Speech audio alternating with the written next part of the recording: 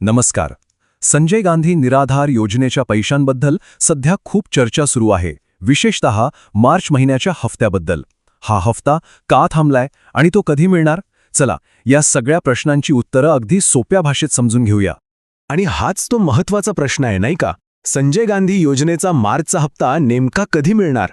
कारण हजारो लोक यावर अवलंबून आहेत. दिव्यांग व्यक्ती असोत, विधवा महिला असोत, ज्येष्ठ नागरिक किंवा मग दीर्घ आजाराने त्रस्त असलेले लोक, त्यांच्यासाठी हे पैसे वेळेवर मिळणं खूप महत्त्वाचं आहे. तर याच प्रश्नाचं उत्तर आपण आज शोधणार आहोत. म्हणजे बघा, हे फक्त पैशांचा विषय नाहीये. या विलंबाचा परिणाम थेट त्यांच्या रोजच्या जगण्यावर, त्यांच्या मनशांतीवर होतोय. त्यामुळे ही एक खूप मोठी आणि गंभीर गोष्ट आहे. बरं, मग आता सगळ्यात महत्त्वाचा प्रश्न, हे पैसे थांबले का आहेत? या विलंबाचं कारण काय आहे? चला तर मग जरा प्रशासकीय बाजू समजून घेऊया.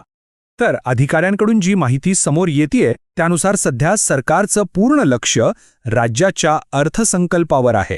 आणि जोपर्यंत हा अर्थसंकल्प म्हणजे बजेट सादर होत नाही तोपर्यंत पेमेंटची प्रक्रिया पुढे सरकणार नाहीये. म्हणजे सध्या सगळं काही बजेटवर थांबलंय.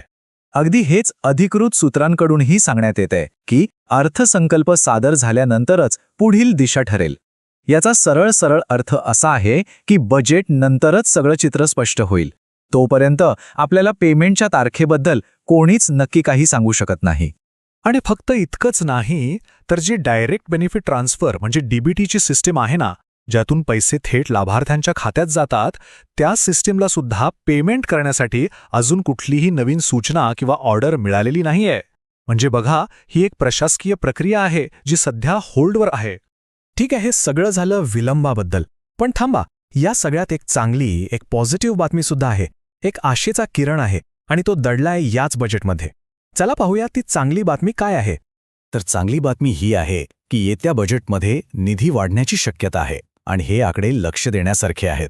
दिव्यांग मंत्रालयाच्या निधीत तब्बल 30% वाढ अपेक्षित आहे, 30%. आणि संजय गांधी योजनेच्या बजेटमध्येही जवळपास 13% वाढ होण्याची दाट शक्यता वर्तवली जाते. म्हणजे सरकार या योजनांसाठी जास्त पैसे देण्याच्या तयारीत आहे. पण मग प्रश्न येतो की या बजेट वाढीचा लाभार्थ्यांना थेट काय फायदा? ही वाढ का इतकी महत्त्वाची आहे?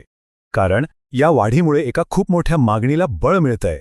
चला बघूया ती मागणी काय आहे. आणि ती मागणी आहे अनुदानात वाढ करण्याची. कारण हे वास्तव आपल्या सगळ्यांनाच माहितीये, वाढती महागाई. या महागाईच्या काळात जी काही पेन्शनची रक्कम मिळते ती आता खरंच खूप अपुरी पडतीये. त्यामुळे ही रक्कम वाढवणं आता खूप गरजेचं झालंय. आणि म्हणूनच हा एक अगदी लॉजिकल प्रश्न विचारला जातोय. जर सरकार या योजनांसाठी एकूण बजेट वाढवत असेल तर मग त्या वाढीचा काही भाग थेट लाभार्थ्यांच्या मानधनात वाढ करून का दिला जाऊ नये, नाही का? हा विचार करण्यासारखा प्रश्न आहे. ओके, तर आत्तापर्यंत आपण कारणं पाहिली, एक चांगली बातमीही पाहिली. पण आता पुढे काय? म्हणजे प्रोसेस नक्की कशी असणार आहे? चला ते समजून घेऊया. तर बघा, प्रोसेस साधारण अशी असेल. सगळ्यात आधी 6 तारखेला बजेट सादर होईल. बजेट सादर झालं की मग निधी वाटपाची प्रक्रिया सुरू होईल आणि त्यानंतरच लाभार्थ्यांच्या खात्यात पैसे जमा व्हायला सुरुवात होईल.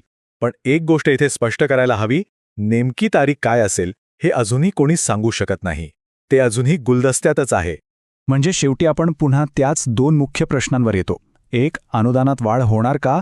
आणि दुसरं, मार्चचा हप्ता नक्की खात्यात कधी येणार? या दोन्ही प्रश्नांची उत्तरे येत्या काही दिवसांत मिळतील अशी आशा आहे. त्यामुळे पुढील घडामोडींवर लक्ष ठेवणं महत्त्वाचं ठरेल.